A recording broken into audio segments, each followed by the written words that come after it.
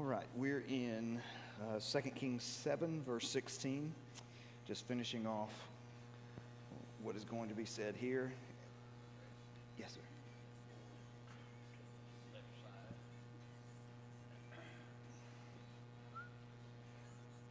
All right. Mm-hmm.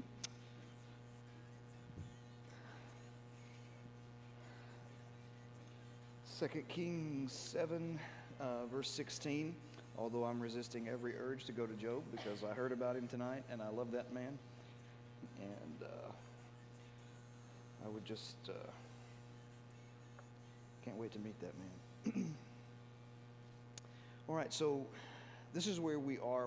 Through chapter 8, we are closing up another major section in the Kings. It started in 1 Kings 17, and it concludes at the end of chapter 8, where it became the kings versus the prophets, basically. So the kings God always had prophets, but during the times of the kings, they began to multiply because the kings were neglecting their duty. And so somebody had to call them back to faithfulness and call them out for what they were doing. And so he raised up many, many prophets, some of which we know, most of which we will never know. And so we're looking at the two in the kings that kind of hold sway are Elijah and Elisha, and they are ministering during what some have called the Omrid dynasty. And that comes from Omri, who was the father of Ahab. So his family, and that family is going to come to an end, and that will open the next major section in chapter 9. But I think I mentioned last week that what we're going to try and do is finish chapter 8, and when we do that, back up and look at the previous 3 sections we've studied and kind of piece them together a little bit and make sure that we don't get lost in the midst of the story that's going on. Also, I have this with me tonight. So I have worked on this for several years, stolen it from many smarter people. But what I have, and I've mentioned it before, I think, is this chart. It's actually a numbers, and numbers, for those who don't know, is the Christian version of Excel. And anyway, it's a chart in there where we have the kings of Israel and Judah listed. And you have their names, any alternate names. You have the years that they reigned. You have scripture references, and you have a short description of them. This is the only issue. Trying to fit this on a piece of paper, you can see how small this is. Okay? I've got one other thing I'm going to try. And the person that I usually talk to who helps me with most of these types of things, we're down to our last option, we think. So the other option would be that I could make it a shareable file and you could have it at least to see on your computer or something along those lines. Or it could be, I'm a little OCD, so everybody's different. I want everything in front of me. I want to be able to see it right here in one sheet. I don't want a king of Israel and a king of Judah and a chronology over here. That's too much going on. So I want it all right here. So anyway, I'm going to try one more thing. If not, I'm going to try and make it available hopefully next week in a number of different formats that you can have. In printed versions and in PDFs and things along those lines, and hopefully we can get those because we're really fixing to start. In chapter 8, we run into this. So we're in this section of chapter 8 where you have 2 kings of Israel and Judah. 2 kings in Israel, 2 kings in Judah. Both of them are named Jehoram, and both of them are named Ahaziah. Now, what that indicates, though, okay, sometimes we get caught by the fact that they all have the same name, but that's an indicator of something that's taking place. The apostasy that has started in Israel under Ahab has now moved south because Ahab's daughter has married a king of the south. And so the families are intermingling, and so the corruption of the idolatry of the north is creeping into the south, and you see it even in the names of the kings. And so there's a lot more going on there than may initially meet the eye. So, all right, chapter 7, verse 16. This is, you remember, Samaria was surrounded and cut off by the Syrians. They were had resorted to cannibalism, and God delivered them. The lepers went out and found that the Syrians had fled. And but you remember, for this section in chapter 7 and verse, let's just read 1 and 2. It says, "But Elisha said, Hear the word of the Lord. Thus says the Lord, Tomorrow about this time a seah of fine flour shall be sold for a shekel, and 2 seahs of barley for a shekel at the gate of Samaria. Then the captain on whose hand the king leaned said to the man of God, If the Lord himself should make windows in heaven, could this thing be? But he said, You shall see it with your own eyes, but you shall not eat of it." And so the king's advisor was skeptical, and Elisha's promise was, well, I'm going to let you see it, but you're not going to partake of the food. The point is, you will see what takes place, but you will die before you're able to partake of it. And that's really what these final few verses are about. It's just that. Verse 16, he says, "Then the people went out and plundered the camp of the Syrians." You remember after they had cleared it and the king had made sure that everything was safe. It says, they plundered the camp of the Syrians, so a seah of fine flour was sold for a shekel, and 2 seahs of barley for a shekel, according to the word of the Lord. Now the king had appointed the captain on whose hand he leaned to have charge of the gate, okay, coming in and out of the city. This is that man who was skeptical of Elisha's prophecy. So that, and the people trampled him in the gate so that he died, as the man of God had said, when the king came down to him. So you've got a lot of people, and they're really hungry, and now they know food is available. As we mentioned just a little bit last week, most of us don't truly know what hunger feels like, okay? If we're just being honest. We don't know what true hunger feels like. We don't know the psychological effects that a lack of food plays upon your brain, and what you can resort to in those types of moments. And so you can see here there's just kind of this mad rush, this craze, because most of them probably haven't eaten in quite some time, and what they ate wasn't really something you'd want to eat. But either way, you can kind of see them all just flocking, and he kind of gets trampled in the process. I mean, to kind of put that in perspective, it used to be on Black Fridays, Walmart employees were killed because we were storming places. Okay? So before we jump and judge the people who are starving to death, running to get some food to stay alive, let's check our own back door where we're fighting over big screen TV and killing people over it. It's difference in perspective. Okay? So, verse 18, it says, "For when the man of God had said to the king," this is just offering the explanation, a repeat of 1 and 2, "that the 2 seahs of barley would be sold for a shekel, and a seah of fine flour for a shekel. About this time tomorrow, in the gate of Samaria, the captain had answered the man of God, If the Lord himself should make windows in heaven, and could such a thing be? And he said, Yet you will see it with your eyes, but you shall not eat of it. And so it happened to him, and the people trampled him in the gate, and he died." All right? So that's just the conclusion to that account. Now, in the first 6 verses of chapter 8, we meet a lady that we've already studied in 2 Kings chapter 4, verses 8 through 37. You remember when Elijah would go through on his circuits, he would stop and stay with a particular family.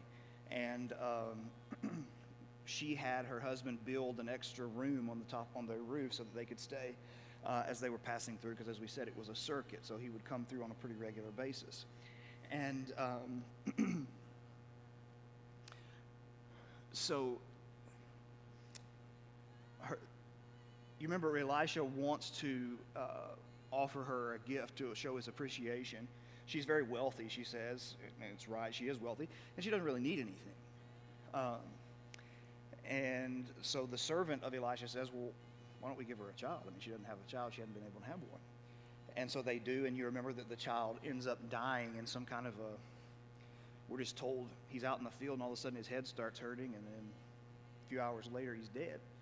And then she goes and finds Elisha and brings him, and Elisha raises him from the dead. So we're meeting that woman again. Now what we're also going to meet in chapter 8 is this. You and I, when we do history, We believe, like all sane people, that history should be linear. Make sense? History should be linear. You tell it in order. Right? That's the way I operate. You tell it in order. The only problem is you're reading a book by people who didn't believe history should be told linear, in a linear way. It was what was most important. And so you could rearrange the stories in all different ways because in their minds, when they're writing, they have something they're trying to accomplish. And so if a story that happens way down here and a story happens way down here, well, in a book, they might lay those stories back to back, even though they're separated by a mile. Okay? This is why, by the way, when you study the gospel accounts, a number of people, and there's certainly nothing wrong with that. I'm not criticizing that by any stretch of the imagination, but a lot of people want to study the gospel accounts in chronological order. What we have to understand is that's an American idea. When the original writers were writing, they didn't intend for us to study it in chronological order because that wasn't the point of what they were trying to do. They were trying to make a statement about Jesus, and so they would, like in Matthew's gospel, pack a group of 10 miracles together in chapters 8 and 9, and I'm just going to tell you the miracles that Jesus did, and I'm going to move on to my next point, okay? And so it's not chronological by any stretch of the imagination. It goes in order of what were they trying to prove and what were they trying to show. And one of the ways we're going to run into that in this story is Gehazi, the servant of Elisha, doesn't seem to have leprosy anymore. So you got one or two options. One of which is, I guess, that he's been forgiven. But I don't know that necessarily take away the consequence of the sin, because in this book we're going to run into a king who hits leprosy, and he's somewhat penitent, but it doesn't take away the consequence of his sin. I mean, it's possible, but I don't know that it's probable. The most likely explanation is just this Jewish historical way of thinking and presenting information. And that is, now this story fits a little bit better into the flow of what is trying to be said. So let's look at this chapter then. Now Elisha had said to the woman whose son he had restored to life, so this is the Shunammite woman, "Arise and depart with your household and sojourn wherever you can, for the Lord has called for a famine, and it will come upon the land for 7 years."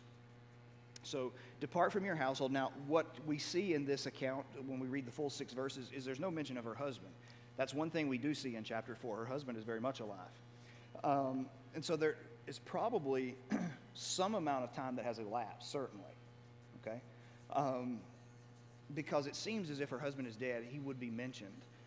It would seem odd not to mention him in these types of accounts. So Elisha tells her, go into the land of the Philistines, which is where she'll be here in just a minute, and be there because God is sending a famine. Now, what was the reason for famine? And don't say lack of water. Not literally what's the reason for famine. Spiritually speaking, what is the reason for famine?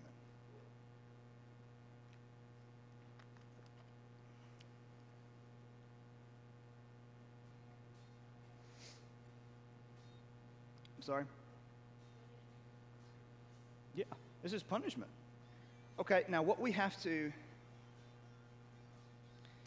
We're going to have to be careful of something here, okay? So when you're reading Kings, it would be very good to know Deuteronomy 27 and 28 and Leviticus 26, because it talks about what happens if you violate the law, okay? And famine is one of those things. Now, I'm going to set this and take a quick sidebar for a second because it's something we need to understand. It has to do with the application of the Old Testament, okay? So a lot of times what happens is people will read certain things in the Old Testament and try and bring them over and press them into 21st century America. This is what I mean. A friend of mine called me one day in the height of COVID, and he said, "You're not going to believe what I forget what he had preached that day. He had preached out of Deuteronomy somewhere, and of course, Deuteronomy in more than 28 talks about some of the curses that come upon you and diseases that come upon you because you disobey God."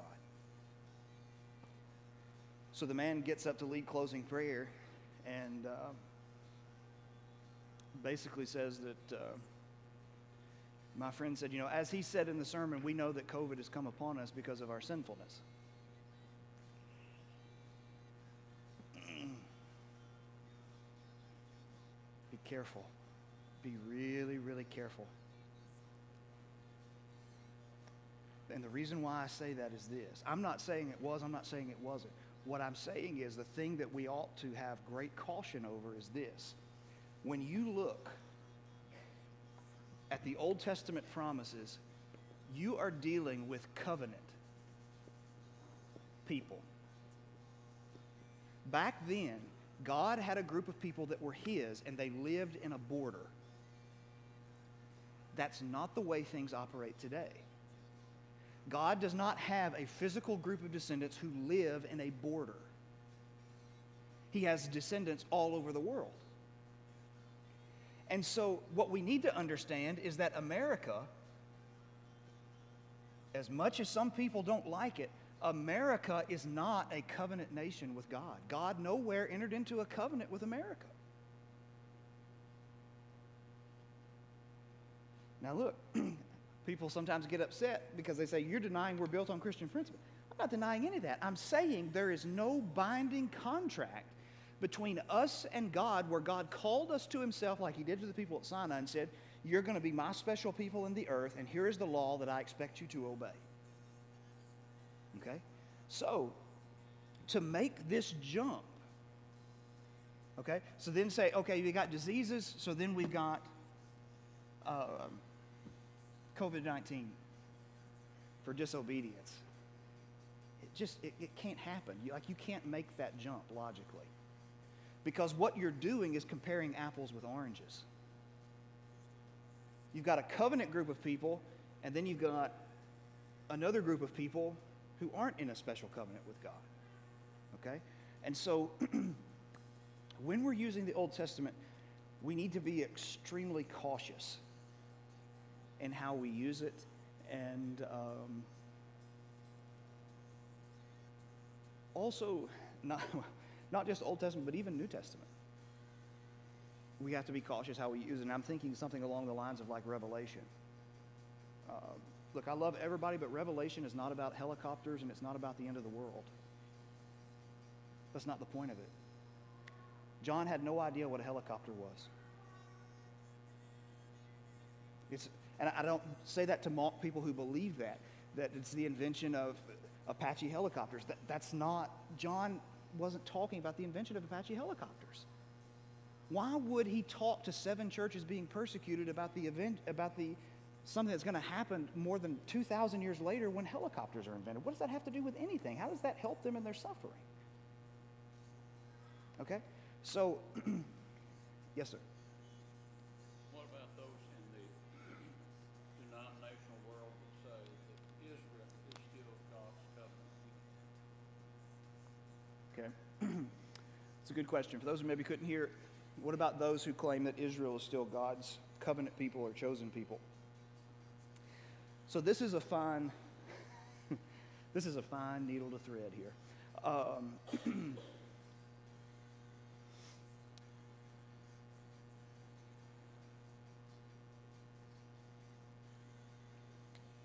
much do I want to talk about this? How far do we want to go into this? Anyway, the short of it is that God's covenant people today are Christians. Okay? The idea that you have to be on the side of Israel or God's going to judge you, that's from premillennialism. Okay? We don't have time to go into that tonight. It's a whole ball game. But that is a notion that is not in any way supported by Scripture. As much as I love the people who would promote it, it's just not there. And it's very, very easy to pick apart just at surface level, much less when you bear down on some of the finer points of it. But basically, the reason why there's that attachment to Israel as God's covenant people is because in premillennialism, they believe that you have tribes that were lost based upon, I'm going to pull this back to Kings for a second, because at the end of Kings, our study is the rise and the ruin of Israel. So Israel is ruined, and they go into captivity in two separate places. 2 Kings 17, the Assyrians take the 10 northern tribes. 2 Kings 24, 25, they take the 2 southern tribes in 3 different sections. And so the argument is that you have 10 tribes of Israel that are still lost. And because God promised Abraham that his descendants would always have that land, which, by the way, is a misunderstanding of the use of everlasting covenant. Everlasting covenant doesn't carry with it the notion you and I commonly associate with it. They understood that. We struggle with that, but they understood that very clearly. Now, so you had 10 lost tribes, and so they believe at the end of the world, these 10 lost tribes are going to come back to Israel. That's why 1948, post-World War II, was a big deal. Why? Israel became a nation again as part of kind of penance for the Holocaust, basically. And so, but that needs to happen because you got to have that land promise. And so the idea behind the Cliff Notes on premillennialism is that Jesus will come back and sit upon the literal throne of David in the city of Jerusalem. And so that's kind of drives the notion of Israel being God's covenant people. God's covenant people today, if you look at the way the New Testament uses these images, the images that were used to describe God's covenant people in Israel are transferred to the church in the New Testament. That's the way they're seen, especially, say, like 1 Peter 2:9 and Exodus 19:6. So anyway, yes, sir. So she's told to leave. And she does. All that excursion, sometimes, well, I almost pulled one of my teachers. He used to get off on something, and then he'd look at it for a second and look at us and go, where was I going with that? So, anyway, so he sends her out. The famine is for 7 years, which is similar to, you remember the famine that was coming to Egypt that Joseph interpreted. Verse 2, so the woman arose and did according to the word of the man of God, and she went with her household and sojourned in the land of the Philistines for 7 years. Now, to kind of put this in perspective, so when you study Ruth, you remember the way Ruth opens? There's a famine in Bethlehem because it's in the days of the judges, and they've sinned, which is what they did in the judges. And I don't mean just sin, I mean they wholeheartedly accepted it. And Ruth's family, her husband and her sons, go to Moab, a Gentile nation. So there's always been debate about that decision that they made. Did God, because Naomi thinks, when you read the book, Naomi thinks God punished her for leaving the land. That's why she refers to herself as bitter. Call me Mara. Why she wants her name changed.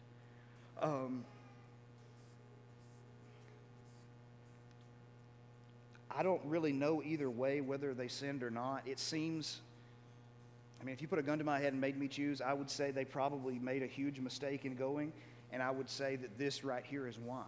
People would say, well, what's the difference between Naomi and her family going to a Gentile country to escape famine and the Shunammite woman going to a Gentile country to escape famine? What's the difference here?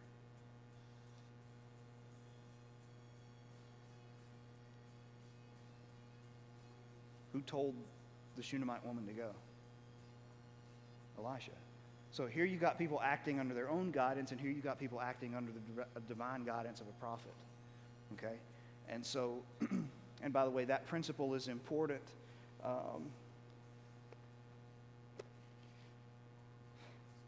We've already chased rabbits, but I'm going to do one again.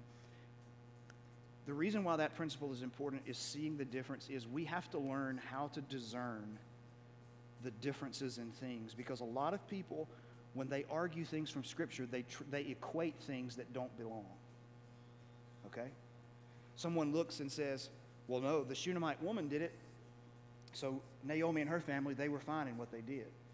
But you're missing a vital element there, which is what we said. One happened under divine guidance, one didn't. You see, a lot of Bible study and thinking through things is learning how to make sure things line up across the board and that you're not comparing, as you are in this case, with apples and oranges. Because a lot of arguments that people make, okay, and I'm sure I make them in ways I'm just not aware of them yet. I made plenty of them before, and I've become aware of them the older I've gotten. So I'm not saying it's like I never make this mistake.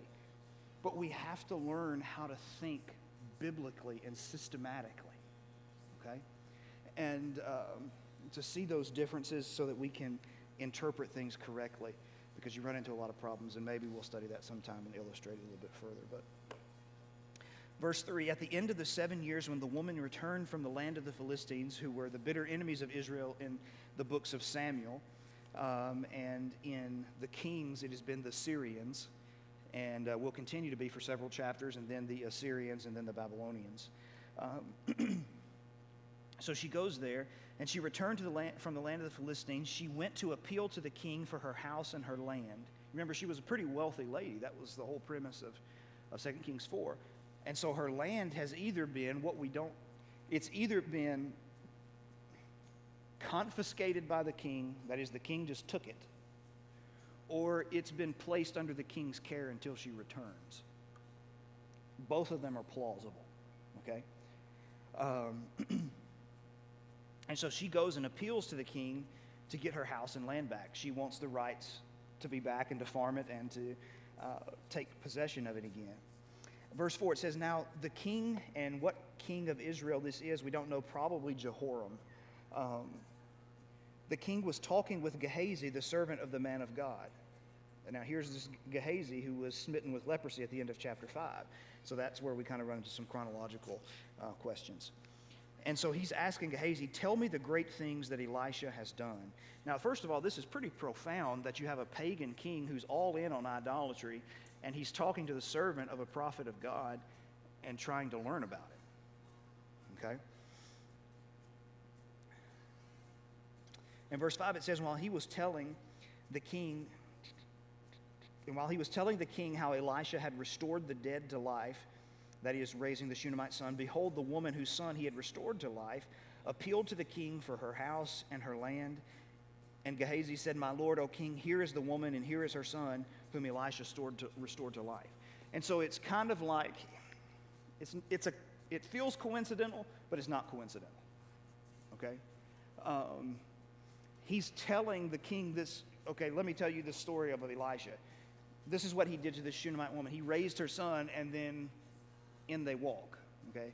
This is more providential than coincidental. And so this happens a lot in biblical narrative. It kind of creates a tension for when you're reading. The Bible is a literary masterpiece. Sir?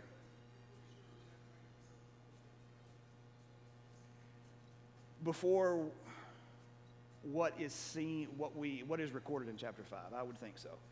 Like there are two schools. One is that he was somehow forgiven and cleansed of his leprosy.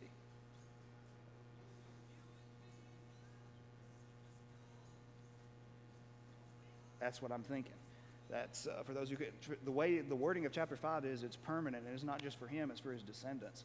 And so the idea that it has been forgiven is probably not very strong.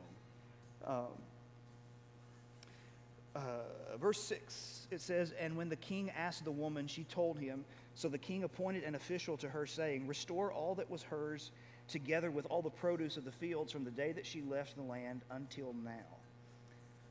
So the king says, give her the land back, and not just give her the land back, but also give her the profits from the land.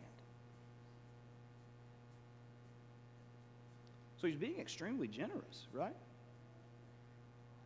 I mean, first of all, as the king, he could have confiscated land. Not righteously, but he could have done it. Matter of fact, Samuel told them In 1 Samuel 8, when they asked for a king, you want a king? This is what he's going to do. He's going to take, and that word is repeated over and over again in that speech. He's going to take and take and take and take and take and take.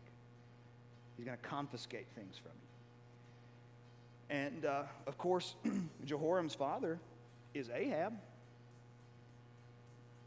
His fate was sealed because he killed Naboth to seize his land. And so, he's not all... These kings are not all bad in the sense that everything they do is wrong. Because not only does he give her back the land, he gives her the profits from the land, which most people, when you look at ancient documents that deal with these situations, most people would have said, at best, we'll give you back the land and we'll keep the profits because we actually took care of the land while you were absent. But this king says, no, I'll actually give you your profits back as well and won't require anything in return. Now, there's a principle here that I think is important, and it goes back to